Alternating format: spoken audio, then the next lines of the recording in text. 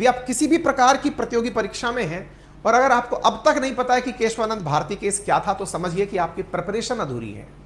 यदि आप भारत के सामान्य नागरिक हैं तो आपसे अपेक्षा की जा सकती है कि आपको संविधान का ज्ञान ना हो। आपसे अपेक्षा की जा सकती है, क्योंकि हमारा सिस्टम ही ऐसा है कि हमको संविधान तब पढ़ाया जाता है जब हमें परीक्षाएं देनी होती हैं। हमारे को अगर साइंस लेनी है, कहीं संविधान से कोई वास्ता नहीं है, कॉमर्स लेनी है, कोई वास्ता नहीं है। यही कारण है कि आज मेजॉरिटी ऑफ स्टूडेंट जो साइंस और आर्ट्स, साइंस और कॉमर्स स्ट्रीम में है, उनमें से मतलब 75% मेरा एक रफ आइडिया है, बाकी ज़्यादा भी हो सकता है, इतनी आबादी हमारे देश में ऐसी ग्रो होती जा रही है जैसे कुछ नहीं पता है। संविधान क्या है, संविधान में संशोधन क्या होता है, कैसे हम लोग चलते हैं, क्यों हमारे घर पर कोई कब्जा नहीं कर सकता, हमारे अधिकार क्या हैं, नहीं पता। वो सब हवा में जी रहे हैं। बस India, freedom of right, freedom of speech हमारे पास है, हम अधिकार रखते हैं, बस उनको व्हाट्सएप यूनिवर्सिटी से दिया गया ज्ञान पता है, किताबी ज्ञान नहीं है। लेकिन यदि गलती से उन्होंने एक बार भी किसी कंपिटिटिव एग्जाम की तैयारी के बारे में सोचा तो उनका वास्ता इन सब चीज़ों से जरूर पड़ता है, क्योंकि कंपटीशन में एटलीस्ट ये अपेक्षित किया जाता है आपसे कि आपको भारतीय राजव्यवस्था आती हो। राजव्यवस्था जानने वालों को केशवानंद भारती आना जरूरी है। फिलहाल के लिए केशवानंद भारती पर किसी दिन हम बैठकर पूरा 1 घंटे का लंबा सेशन भी ले सकते हैं, लेकिन आज चूंकि इसका मतलब इस डिसीजन का लैंडमार्क 50 साल पूरा हुआ है, तो इसके कुछ महत्वपूर्ण पड़ाव और महत्वपूर्ण बिंदु आपके साथ साझा करेंगे। साथियों, कहने के लिए तो इस सेशन में इतना कुछ है, क्योंकि मैं जब इंडियन पॉलिटी पढ़ाता हूं तो इस लाइन पर ही 1-1 घंटा, 1.5 घंटा लेक्चर चला जाता है। जल्दी ही जब हमारे पॉलिटी के लेक्चर्स आएंगे तब आप इस बारे में एंट्री करेंगे, क्योंकि फंडामेंटल राइट्स में केशवानंद भारती, गोलकनाथ, इनकी चर्चा ना हो तो ये वेस्टेज ऑफ टाइम लगता है ना। खैर, फिलहाल के लिए केशवानंद भारती को याद करते हैं। क्यों याद करना है? जीएस पेपर 2 के अंदर गवर्नेंस और कॉन्स्टिट्यूशन यूपीएससी के अंदर पूछा जाता है। केशवानंद भारती याद कैसे किए जाते हैं? तो केवल एक लाइन में आज हम अपनी व्याख्या को इस तरह से करें, ये वो थे जिनके कारण इंदिरा गांधी ने देश में इमरजेंसी लगा दी। आप यूं समझ लीजिए, ये वो थे जिनसे तंग आकर इंदिरा गांधी ने सुप्रीम कोर्ट की चीफ जस्टिस को बदल दिया।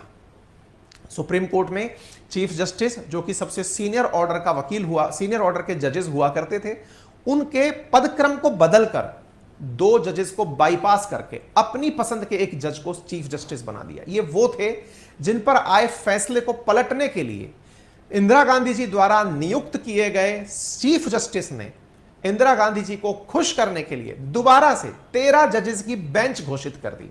लेकिन सुप्रीम कोर्ट के जजेस के विरोध करने के कारण आफ्टर ऑल वो चीज रुक पाई। यानी कि केशवानंद भारती भारतीय राजव्यवस्था में एक इतना लैंडमार्क डिसीजन है, और वो इंदिरा गांधी जी के तानाशाह बनने की जो स्टोरी है उसका मेन पिलर है। यानी एक तरह से अगर केशवानंद भारती ना हुए होते तो शायद आज इंडिया में डेमोक्रेसी ना होती, इंडिया बहुत पहले डिक्टेटरशिप में जा चुका होता। इंदिरा गांधी जी का जो इमरजेंसी का काल था, जिस समय पर उन्होंने इमरजेंसी से जस्ट पहले वो कॉन्स्टिट्यूशनल अमेंडमेंट किए थे जिसके चलते उन्होंने सब कुछ अपने कब्जे में लेने की कोशिश की, पार्लियामेंट के नाम पर सत्तारूढ़ पार्टी के कब्जे में लेने की कोशिश की, सुप्रीम कोर्ट ने कैसे भारतीय संविधान और भारत की डेमोक्रेसी को बचाया, उसकी वानगी है ये। क्या कहानी है? चलिए थोड़ा सा बेसिक रूप से समझा देता हूं, क्योंकि अगर मैं लाइन टू लाइन चलूंगा तो बहुत ज्यादा टाइम लग जाएगा। फिलहाल के लिए हल्की सी जानकारी आप ऐसे जान लीजिए। देखिए, जब हम भारतीय राजव्यवस्था की बात करते हैं तो उसमें एक चीज आप और हम सब अच्छे से जानते हैं, जिसका नाम है फंडामेंटल राइट, मूल अधिकार। हम कहते हैं कि भारत के संविधान में जो हमें सबसे ज्यादा जबरदस्त चीज पसंद है वो क्या है? मूल अधिकार, भारत में रहने का अधिकार, जिसके माध्यम से हमें वो शक्तियां दी गई हैं कि एक भारतीय होने के नाम पर, एक इंडियन होने के नाम पर आपको ये सब मिलेगा। यानी देश आजाद हुआ तो इंडियंस को क्या मिला? बोले सबसे बड़ी चीज मिली, मूल अधिकार। यानी अगर आपको ये ना मिले तो आप सुप्रीम कोर्ट में शिकायत करने जा सकते हैं। अच्छा साहब, जैसे जैसे आप देश में रहेंगे तो आपको समानता का अधिकार मिलेगा, आपको इक्वलिटी का अधिकार मिलेगा, आपको धर्म की हिफाजत का अधिकार मिलेगा। ऐसे तमाम 7 प्रकार के अधिकार देश की आजादी के साथ हमें दे दिए गए। उनमें 7वां अधिकार प्रॉपर्टी का अधिकार हुआ करता था। यानी कि राइट टू प्रॉपर्टी आपका अधिकार है कि आप अपनी संपत्ति के मालिक हैं। ये अधिकार हमें दिए गए। फंडामेंटल राइट्स जब हम सभी को मिले तो हमने कहा कि इंडिया में रहना एक डेमोक्रेटिक कंट्री में रहने जैसा है, क्योंकि इंडिया अपने आप में लोगों के अधिकारों की रक्षा करने के लिए संविधान बना ली है। समय बीतता गया। भारतीय कानून में, भारतीय संविधान के अंदर 2 आर्टिकल ऐसे डाले गए, जब संविधान निर्माताओं ने उन्हें डाला था तो उन्हें लगा था कि कभी इनकी जरूरत पड़ेगी नहीं, पड़ भी गई तो इनको एज एन टूल यूज कर लिया जाएगा। जैसे जब एक नई कार बनाई जाती है तो उसमें एक छोटा सा टूल बॉक्स रखा जाता है, बहुत छोटा सा होता है, उससे आप नई कार नहीं बना सकते, उससे आप पुरानी कार को सुधार नहीं सकते, बस उससे यह है कि गलती से कोई पंचर वंचर हो गई तो आप उस टूल बॉक्स से उसका यूज कर लें, या फिर कुछ पहिए लूज हो गए तो उन्हें कस लें, कुछ उस प्रकार का टूल बॉक्स रखा जाता है। ऐसे ही भारतीय संविधान के अंदर 2 टूल बॉक्स रखे गए, आर्टिकल नंबर 13 और आर्टिकल नंबर 368, यानी फंडामेंटल राइट से पहले और फंडामेंटल राइट के बाद 2 ऐसे मतलब टूल बॉक्स कहिए या स्टेपनी कहिए लगा दिए गए, जिनकी वजह से हमारे फंडामेंटल राइट सेफगार्ड हो सकें। आर्टिकल 13 में हमसे कहा गया कि यदि सरकार के द्वारा फंडामेंटल राइट्स के साथ छेड़छाड़ करने का प्रयास किया गया तो ऐसी स्थिति में सुप्रीम कोर्ट के पास यह अधिकार होगा कि वो फंडामेंटल राइट की छेड़छाड़ करने वालों को रोक दे और अपने द्वारा न्यायिक समीक्षा के माध्यम से, जुडिशियल रिव्यू के माध्यम से फंडामेंटल राइट में हुए संशोधनों को पलट दे। इस तरह से आर्टिकल 13 जुडिशियल रिव्यू का एक नया पॉइंट लेकर बाहर आ गया। आर्टिकल 13 ने एक प्रकार से हमारे फंडामेंटल राइट को सेफगार्ड कर दिया। इंटरेस्टिंग कहानी है साथियों, ये इंटरेस्टिंग कहानी को मतलब मैं पूरा सुनाने लग लूं तो 1-1.5 घंटा ऊपर निकलेगा। किसी दिन हम लेकर आएंगे पूरा सीक्वेंस में, फिलहाल के लिए आप इसे जान लीजिए, है ना। मतलब अभी जब हम एग्जाम ओरिएंटेड आपको क्लासेस देना शुरू करेंगे उन दौरान हम इसके बारे में, सारे केसेस के बारे में, जो भी महत्वपूर्ण चीजें हैं इंडियन पॉलिटी की, उनके बारे में चर्चा करेंगे। तो सबसे पहले चर्चा करते हैं हम किस बारे में, आर्टिकल 13 के बारे में। और जब आप लोग इंडियन पॉलिटी पढ़ेंगे ना तो आपको ये बेहतरीन तरीके से और अच्छे से समझ में आ जाएंगी, ठीक है। अच्छा, दूसरा आर्टिकल था आर्टिकल 368। आर्टिकल 13 में कहा गया था कि फंडामेंटल राइट्स के अंदर संशोधन नहीं किया जा सकता, लेकिन आर्टिकल 368 में कहा गया था कि यदि संसद चाहे तो वो संविधान में संशोधन कर सकती है। संविधान में संशोधन यानी कि अमेंडमेंट कर सकती है। अमेंडमेंट कर सकती है, अमेंडमेंट नहीं कर सकती है। एक तरफ तो फंडामेंटल राइट में संशोधन नहीं किया जा सकता, यह आर्टिकल 13 है, यानी ऐसे ऐसे कानून जो कि फंडामेंटल राइट्स को कम करते हो उन्हें संसद सुप्रीम कोर्ट है वो हटा देगी। और एक तरफ 368 में बोला गया है कि संविधान में संशोधन किया जा सकता है। ये 2 आर्टिकल अपने आप में एक दूसरे के साथ ही उलझे हुए थे, क्योंकि संविधान का ही हिस्सा मूल अधिकार है, फंडामेंटल राइट कॉन्स्टिट्यूशन का ही पार्ट है। तो 368 जब यह बात बोलता है कि संशोधन किया जा सकता है संसद के द्वारा, तो इसका मतलब यह हुआ कि एक तरफ संसद के पास ताकत है कि वो फंडामेंटल राइट समेत पूरे संविधान में संशोधन कर दे, वहीं दूसरी तरफ सुप्रीम कोर्ट के पास यह ताकत है कि वो फंडामेंटल राइट में संशोधन ना होने दे। इन्हीं आधार पर सुप्रीम कोर्ट और संसद की लड़ाई,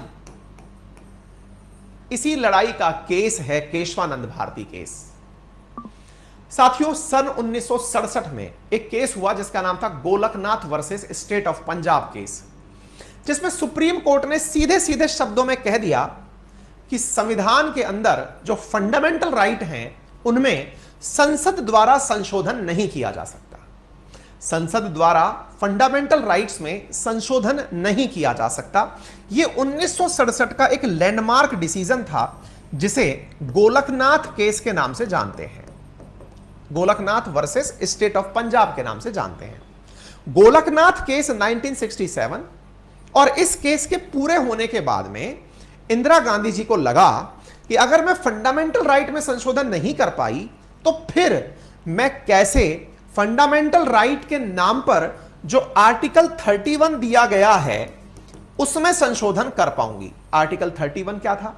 आर्टिकल 31 था संपत्ति का अधिकार, राइट टू प्रॉपर्टी, जिसमें क्या होता था, इसमें होता था कि जो व्यक्ति अपनी संपत्ति का मालिक है उससे उसे कोई नहीं छीन सकता, इंक्लूडिंग सरकार भी नहीं छीन सकती। लेकिन जब हमारा देश आजाद हुआ था उस समय तक हमारे पास जो जमीनें हुआ करती थी वो कुछ ही संपन्न वर्ग के लोगों के पास हुआ करती थी, बाकी लोग तो वहां पर किसानी करने का काम करते थे, क्योंकि हमारे देश में उस समय पर जो जमींदारी व्यवस्था, लैंड होल्डर व्यवस्था थी अंग्रेजों के काल की, उसमें लैंड होल्डर्स के पास ही हजारों बीघा जमीन हुआ करती थी, आम आदमी के पास जमीनें नहीं हुआ करती थी। ऐसी स्थिति में सरकार के लिए यह मजबूरी था कि वो जो जमीन है उसको लिया जाए और लेकर आम जन में बांटा जाए। आम जन में बांटने के लिए आर्टिकल 31 बहुत बड़ा रोड़ा था, क्योंकि आर्टिकल 31 फंडामेंटल राइट के माध्यम से यह कह चुका था कि फंडामेंटल राइट में संशोधन नहीं किया जा सकता। इसका मतलब आर्टिकल 31 में भी संशोधन नहीं किया जा सकेगा। साथियों, कॉन्स्टिट्यूशनल अमेंडमेंट नंबर 1 के अंदर शेड्यूल 9 जोड़ा गया, जिसमें यह कहा गया शेड्यूल 9 के अंदर कि यदि ऐसा लगता है केंद्र सरकार को या संविधान निर्माताओं को या फिर वो जो अपने पार्लियामेंटेरियंस हैं उनको ऐसा लगता है कि कोई ऐसा कानून हो जिसकी वजह से उन्हें प्रॉपर्टी के अधिकार में कोई संशोधन करना है, तो उन पर किसी भी प्रकार का प्रश्न सुप्रीम कोर्ट में खड़ा ना करना हो, तो उन्हें शेड्यूल 9 में यानी अनुसूची 9 में डाल दिया जाए। अनुसूची 9 एक प्रकार का बाईपास बनकर आया किस चीज का? फंडामेंटल राइट को कर्टेल करने का। इसी का लाभ उठाते हुए बहुत सारी राज्य सरकारों ने फंडामेंटल राइट को कट शॉर्ट करने के लिए या फिर यह कहिए कि प्रॉपर्टी के अधिकार को लोगों से लेकर जनता में बांटने के लिए कानून बनाने शुरू किए। शुरुआत हुई, बहुत सारे राज्य इसमें इन्वॉल्व हुए, चर्चा पहुंची केरल तक। केरल सरकार ने इसी आधार पर प्रेरित होते हुए अपना एक लैंड रिफॉर्म एक्ट पारित किया, जिसके तहत उन्हें जितनी भी मठ या फिर ऐसे लोग जिनके पास बहुत ज्यादा जगह है उनको कब्जे में लेना था। ऐसे ही एक मठ, इडियार मठ, जिसके सम्महंत हुआ करते थे केशवानंद भारती, इनके मठ पर भी सरकार का बुलडोजर चल गया। यानी एक प्रकार से इस मठ की जमीन को कब्जाने के लिए सरकार निकल पड़ी।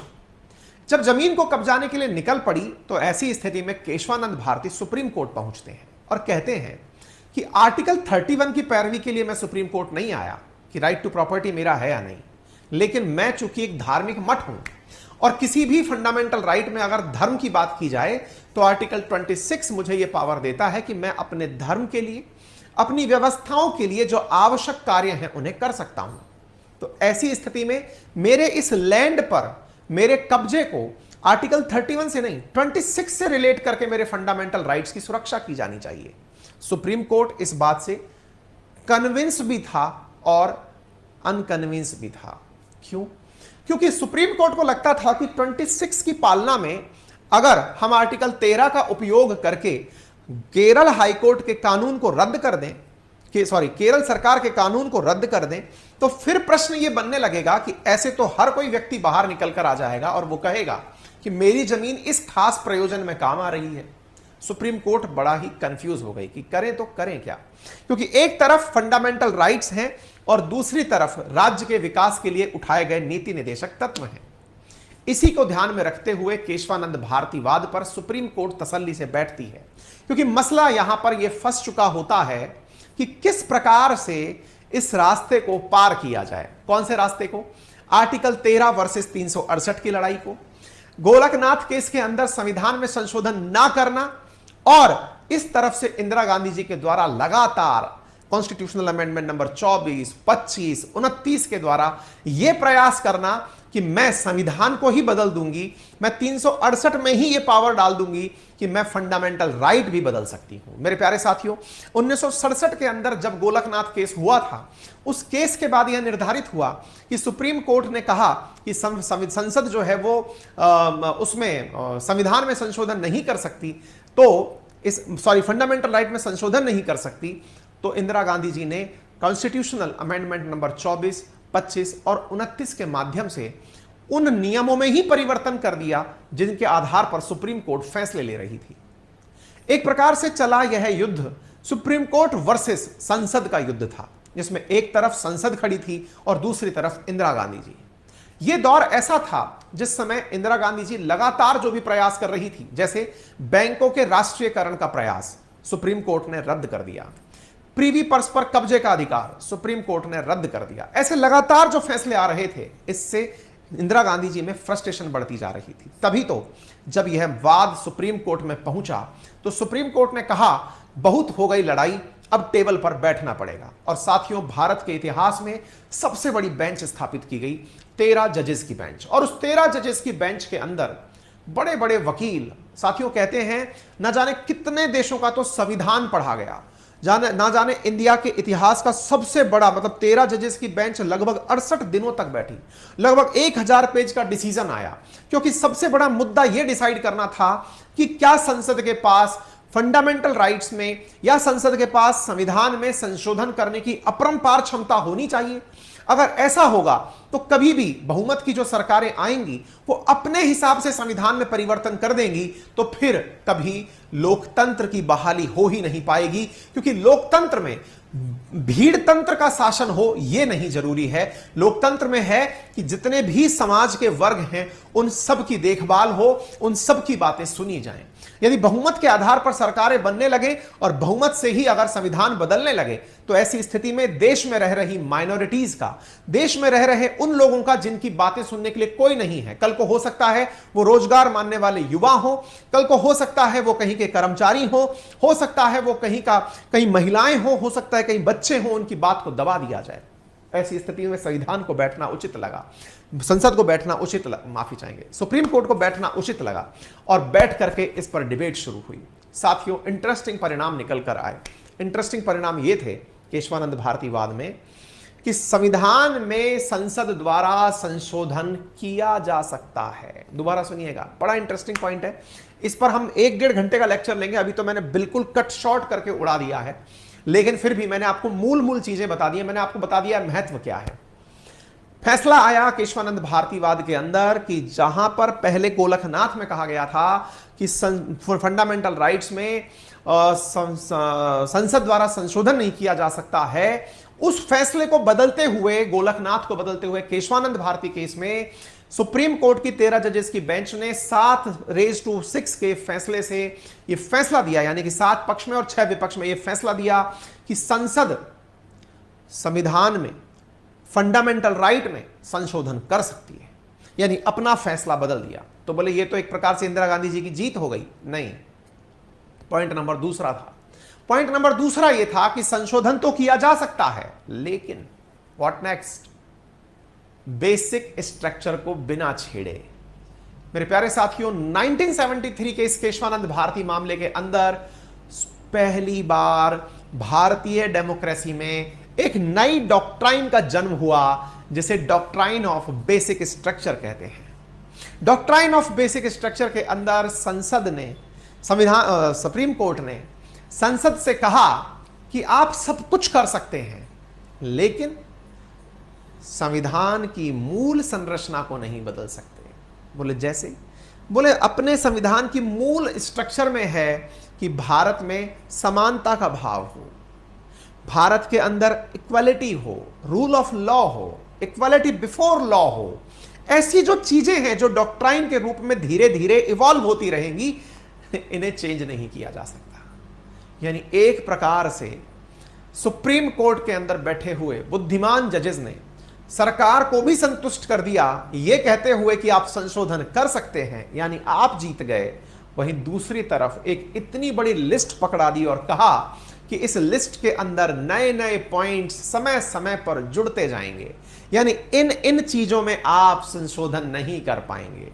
हम इन्हें संविधान नहीं कहते, हम इन्हें संविधान की आत्मा कहते हैं, आप इनमें संशोधन नहीं कर पाएंगे। इस बात से इंदिरा गांधी जी इतना फ्रस्ट्रेट हुई कि तुम्हारी इतनी हिम्मत। एमएन सीकरी करके उस समय जज हुआ करते थे जिन्होंने ये फैसला दिया था, वो जैसे ही रिटायर हुए, उनकी जगह एमएन रे करके एक वो थे, जज थे, जिनको इंदिरा गांधी जी ने 2 पद प्रमोट करके उस पद पर बिठाया। बोले नहीं नहीं नहीं नहीं, ऐसा नहीं हो सकता, तुम लोग अगर ऐसा करने लग गए तो फिर मेरे प्रधानमंत्री होने का क्या मतलब।